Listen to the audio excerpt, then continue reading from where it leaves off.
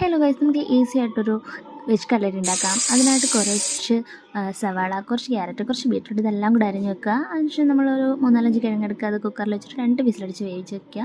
അതിനുശേഷം നമ്മൾ ചട്ടി വെക്കുക, എണ്ണ ഒഴിക്കുക. അതിലേക്ക് നമ്മൾ അരിഞ്ഞ് വെച്ച സാധനങ്ങളിടുക. നന്നായിട്ടൊന്ന് വഴറ്റുക. അതൊന്ന് വഴണ്ട് വരുമ്പോഴത്തേക്ക് അതിനകത്ത് മുളക് പൊടി, മല്ലിപ്പൊടി, മഞ്ഞൾപ്പൊടി, പിന്നെ കുറച്ച് ചിക്കൻ മസാല, പിന്നെ കുറച്ച് മുളകും കുറച്ച് കറിവേപ്പിലയും കൂടി നന്നായിട്ടൊന്ന് വഴറ്റിയെടുത്ത് അത് മാറ്റി വെക്കുക. അതിനുശേഷം നമ്മൾ വേവിച്ച കിഴങ്ങ് നന്നായിട്ടൊന്ന് ഉടച്ചെടുക്കുക. അത് പൊളിച്ച് നന്നായിട്ട് വൃത്തിയായിട്ട് നന്നായിട്ട് ഉടച്ചെടുത്തതിന് ശേഷം നമ്മുടെ മറ്റു മിശ്രിതവും കൂടെ അതിനകത്ത് ചേർത്തിട്ട് കുഴച്ചെടുക്കുക.